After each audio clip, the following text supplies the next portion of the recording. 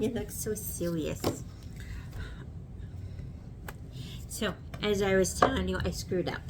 Okay. I did. So, we have memory foam on our bed that I got like 15 years ago. Just because with my hips, I can't sleep on anything hard. So with the memory foam, it kind of bends, and so it's really nice. But it's 15 years old, and so my memory foam now has Alzheimer's. It's not remembering nothing. And so, but I've been trying to get stuff, but that stuff is so expensive. Yes. And, you know, it's usually like $500-600 for a good set. And I'm like, yeah, not happening, you know. Maybe I'll get Alzheimer's and I won't remember I'm in pain. That's right. So, but I come up on Amazon that there was some, so I got a really good deal on one that's memory foam and it's got the pillow top. And so we got that yesterday and we went to put it on the bed. And so it's all on the bed this morning. And I'm looking at it and going, oh man, I've screwed up. We are never, ever getting the daughter or the dog off the bed. Because Macy loves our bed because of the old memory foam. Well, this one is so much nicer. And then Dusty likes the bed because, you know, it's like so comfy. So I'm like, we are never getting the dog and the daughter off the bed. And then Ramon laid down and he goes, I'm never getting off the bed. I'm like, wow, that went downhill real fast. Well, there you go. Something to help me maybe sleep now. Just, I will never ever have a spot on my bed. Okay, one thing I noticed about that is she told us she screwed up before she identified herself. Oh. So nobody will know that it was her now. I have a hole in my new shirt. Things are not going well for Lori. It's not. Okay. Okay. Squirrel. I'm Deborah. I'm Lori. Coming to you from Tom's Sewing for your weekly dose. Bit of a weather change today. Not too bad though. A little bit, still higher than what we normally get. That temperature that we had on Sunday, Monday, and Tuesday, well above our normal of 15. Yeah, and then I finally get Ramon to get the fans out and get them in the windows after we've like died, and then the temperature drops. I'm like, but Ramon, like, it'll be like really cold, and he'll, just because the fans are out means he has to turn the fans on. Oh, they don't have to be on. I know that. They're for when it gets hot, but no. So it's like 12 degrees out, and he turns them on like full blast. So now it's like minus 30 in the house. I need them on at night, even in the wintertime, because one of the things left over from, you know, that era of age that some of us women go through, that hot sleep has never left. It's just one of those things, and man, I don't like it. But anyway, that's life. It's better than the alternative. Seriously. Yeah. Okay, so announcements this week.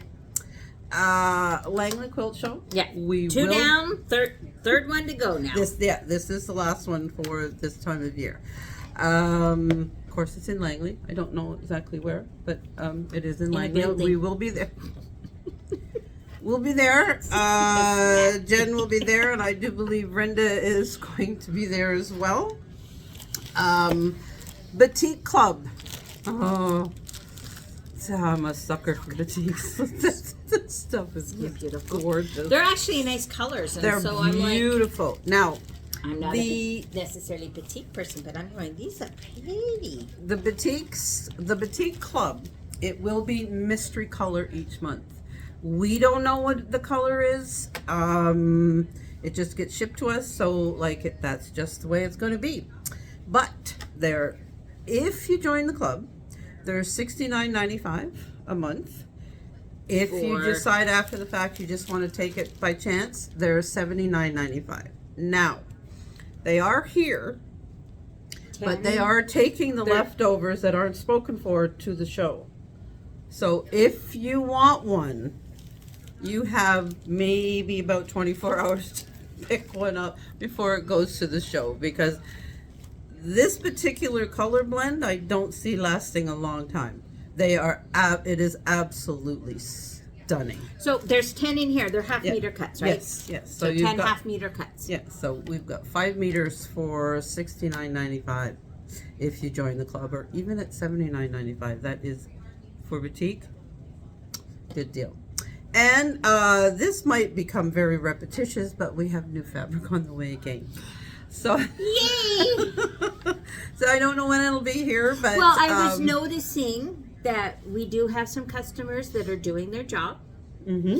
Because there are some shelves that are kind of spots thinning out a little bit, so we have to fill them. So Absolutely. we do really appreciate you guys coming in and finding saving us from buying it. Well, no, Because in some cases, that's exactly what happens. well, you know, they are finding the fabric a permanent home. Yes, yes, it's being rescued. It's 'cause being that's exactly rescued. what it needs. Okay, upcoming classes. She's rolling her I eyes know. at us.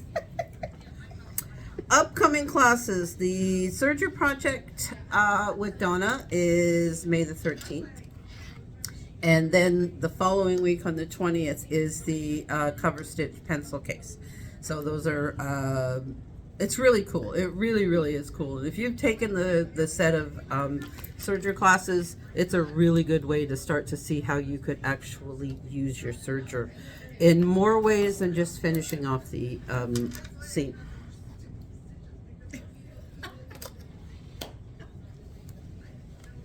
The 26th. She touched my paper. It's on there. Okay, well then you go. I was just going to say, you've got the computer skills class. It's a 2-part class. The first part is on the 19th. If they showed up on the 26th, they would have missed half of it, and then they'd be very sad. Of course, when they sign up, they see the dates, but that's okay. So it's 2 parts, the 19th, and then the following week on This is why people think we're related. Embroidery basics. I didn't even put a date down. I just assume everybody's just, okay, so comes on. The June one starts In June? the 18th. She's doing all this stuff to me and it's recorded.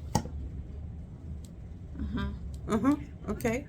Okay, instead I'll talk about the Serger level classes coming up. Serger level 1 is June the 3rd. Come on in, because I'm going to be There there. we go. That I don't have it in my calendar. I'm going, something's wrong. So- So it should start June 4th, because I don't have it in my calendar until like the 18th, and then that's class 3. So then I miss the first 2 Okay. classes. Yes, that's right. It is June the 4th. So and then if that's full, the next one is August. Yeah, I wasn't going that 5th. far on. Well, yeah, but I think if But it's I don't full. care. I won't be here. And Serger level 1 is June the 3rd. Level 2 is the 10th, and level 3 is the 17th. The morning Serger level 1 is full. There is space in the afternoon. So get your name in there, because we know we all want to use our serger. And learn to use your sewing machine is June the 4th. And that'll be with Dana. Which brings us to Dana. Something's Do all your messed thing up. with your camera. Yes, I will. But my calendar's all messed up now, and so. Okay, did we turned it around? Didn't we? Yes, we are Okay. we are now looking at you, hearing us in the abyss, but we are watching you. Yes, yes, yes. Yes, and I'm happy to hear that we've got a learn to use your sewing machine class coming up. I will be teaching that class moving forward. I've taught several of them already, and that's going to be fun. So today I wanted to talk about something that it's really important that you understand that I'm not encouraging you to get out there and do this, but we know that sometimes, we sell sewing machines here. We show them to you on this particular show every now and then, don't we? Yep. And they're so nice, and they've got so many features, and they've gotten so amazingly, I just can't believe how packed they are with features. But sometimes I know that our customers really just want a used machine, and we don't particularly provide a service such as checking it out for you unless you want to bring it in for actual service. That's great. But what do you do before you buy the sewing machine? Like, if you don't know what you're looking for, you can get burned. And some of you have gotten burned because you've brought those burning machines to us, and we've explained how far you need to walk to the dumpster on some of them. So how do we avoid that? We don't want you to go out there and buy something that isn't worth buying. So I have a few tips for you. We would never presume to recommend a brand over another brand, and there's a reason for that. And that is that Tom says this all the time, that every brand has great machines and every brand has not so great machines. And by that what I mean is, not so great doesn't necessarily mean it's not a good machine. It just may not be good for you.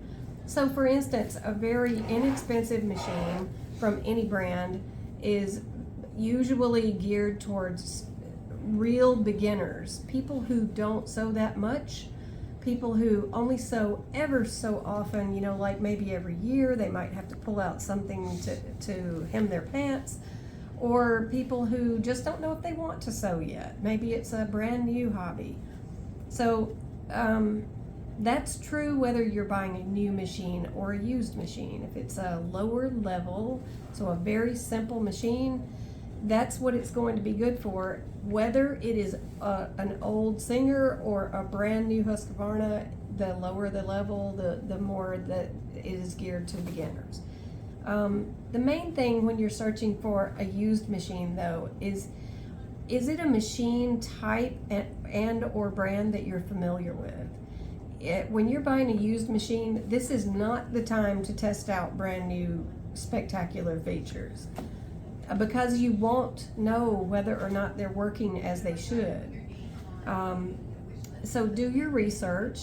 If you're not familiar with the machine, but you see, oh, I can get maybe a good deal for this one, do some research on it.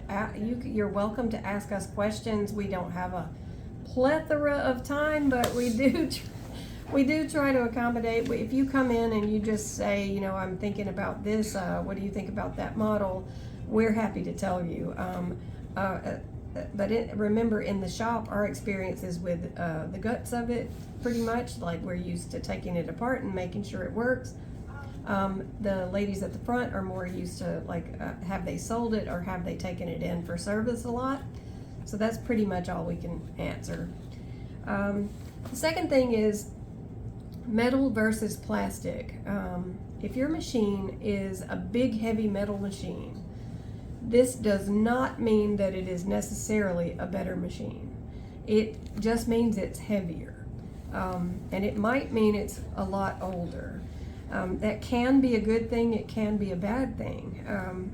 Plastic is not evil when it comes to sewing machines. There's other reasons we maybe in the world have too much plastic, but many of the greatest machines that we sell have metal and plastic parts within them. And the reasons for that are many, but one good one is if you have a metal part and a plastic part interacting, the metal part is not almost ever going to get damaged by the plastic part. So you actually cut your damage in half by having plastic parts that interact with the metal parts. That's just one of many reasons that they use it, but not the least of which is it makes it lighter. And it's also usually cheaper. So those are all good things in the long run. Secondly, on that same vein is, do not overpay because it's old. Don't overpay because it's especially an old, heavy black Singer. I know I said I wouldn't downplay any brand, and I'm not. But what I mean is those heavy old Singers, there are tons of them out there. So do your shopping. Don't overpay for that any more than you would a banana. You know, it's a whole sorry, Dad. I know it's a whole different thing, but you know, like if You wouldn't buy an old banana just because it's a banana. So, Yeah, watch, because some people with older ones, they like to sit there and say, "Oh, it's a classic," or "It's Yeah. it's vintage," or whatever, Yeah. and so that they can charge you 3 times the price. That's right. Anytime you see vintage or antique or whatever, a sewing machine should function the way you want it to. So if that machine functions the way you want it to, and you are, muscular, and and you can manipulate this machine the way you need to, or you have someone who can do that for you, great. But just make sure it works, which brings us to never buy a machine without testing it. And I don't mean plug it in and turn it on and then, run the foot pedal. That is not testing it. You should always test it in the way that you plan to use it. Test the stitches that it's supposed to have. Make sure that if you want to do buttonholes on this machine, make sure that it has a buttonhole function. Make sure it has a buttonhole foot if it needs one, and make sure that it works the way it's supposed to. That's just one example. But, Yeah, so bring some fabric with you bring and thread. fabric. Don't count that they're going to have That thread. is correct. Bring fabric, bring needles, bring thread, and test it yourself. Bring some snips. I love snips. It's my favorite thing.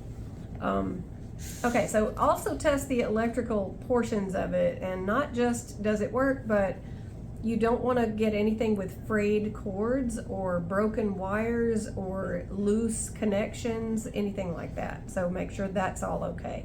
You also don't want your foot pedal, the part that you step on to make it go, it should not make noise. I don't mean the machine. I mean, like, literally pick it up and do this, and if it makes noise, that is not okay. I never thought of that. Yeah, I get that a lot. Oh. If it's got rattly pieces inside, this is not a good thing. They're not supposed to do that. The next thing is it relatively clean? I don't mean age, yellow, that sort of thing. That's okay. Plastic does that in the sun, and in bright lights of any type. So I mean, is it covered with unidentifiable substances? That has not been taken care of.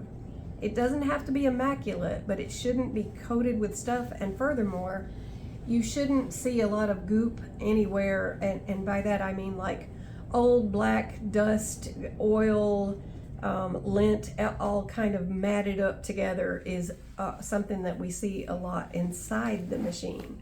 And you can check for that when you check for the most important thing that you can check for, and that is that it does not have a plastic hook.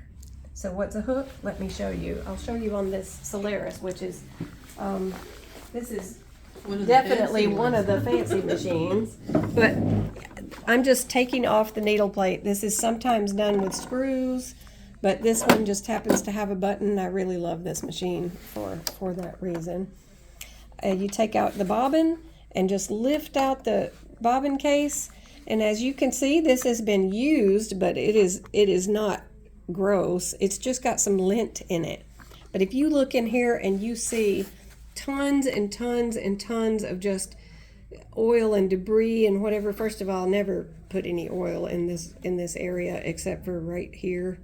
But if you see a lot of garbage in this area, it's probably not been well loved, and it certainly has not been serviced. If you may see in the ad, they may tell you, oh, it's recently serviced. This is a good place to check. It has to see a receipt too. I would ask for a receipt, but yes. So where's the hook? So, I'm sorry. We were going to do that, weren't we? It's been a day. So this is the hook. The bobbin case sits inside the hook, whether you're talking about a front load machine that you put a bobbin case in the front, like down that area, or if it's this kind, which is a top loader. But it's the top loader that sometimes, for the less expensive machines, they try to save money and they make a plastic hook. You may see the tip is metal, but the other part is plastic. We don't recommend that you buy those, whether they're new or used, and that's because we cannot repair them. It's just not something that we can do anything about. So those are basically all of my tips for what to do. Oops, I walked off with your bobbin. Apparently. Not my bobbin. Apparently bobbins are. And I'll leave you guys to it. All right. I thank you. Nice to see everybody. Yeah. Now that they can't see me. Bye. There she goes. She's gone. She's gone. Thanks, Dana. So yes, I mean sometimes you need to buy, and we don't really carry. We do have some trade-ins. But they're the higher end. They are Yeah. higher end ones, and so sometimes you need to. Absolutely, there's nothing wrong, but like to have the info, like I'd have never thought of picking up the foot pedal and shaking it to see if anything was loose. Never. It would have never crossed my mind. Some of the other thing, and of course, I wouldn't have known about a plastic hook until I worked here. Yeah. I would have never known that is a no-no. Like, it's just one of those things, because once it's gone, the machine's gone. So, good things to know. A hook is what picks up the Yeah. bobbin. It's essential. Yeah. So it picks up the bobbin thread. So if there's no hook, there's no bobbin thread. If there's no bobbin thread, then there's no hooking together, and you're just basically putting holes in fabric. And if that's all you want to do, I'm not judging. But you I'd just wonder get it why, all. but I'm not judging. So So anyway, that's us for today, this week, and we'll be back with our special guest star next week. oh yeah. Our favorite presenter will be back next week, and then that will be it for our texts for the summer. Yeah, because it's getting into school season where That's right. they're going to be in schools, and here a little, there. Oh, okay, here a little, there a lot. They won't be here a lot. Yeah. I mean, I know that doing the schools is essential for the schools and the students learning, but I do We miss them when they're not here, because they're an integral part of the team, and when they're not here, you definitely feel it. So that time is coming up, and we have to live through it once a year, so that's it. All right. Okay, so take care, everybody, and Check out the show this weekend. Yes, If you can't make it out there, come see us. because we're here. Yeah. Come, adopt some fabric. Fabric, yeah, we like it to go home for good. I forgot for class today. I forgot my strip. I grabbed some fabric, but it wasn't long enough for what we needed to do, so I had to buy fabric. So technically, I needed like 5 inches total. Like, And you but bought? How much did you buy? over here, 4 meters. Well, you know what? Better too much than 4 not enough. meters, 4 inches. It's not that much of a difference. Comes out. Okay. Alrighty, everybody. Bye. See you later.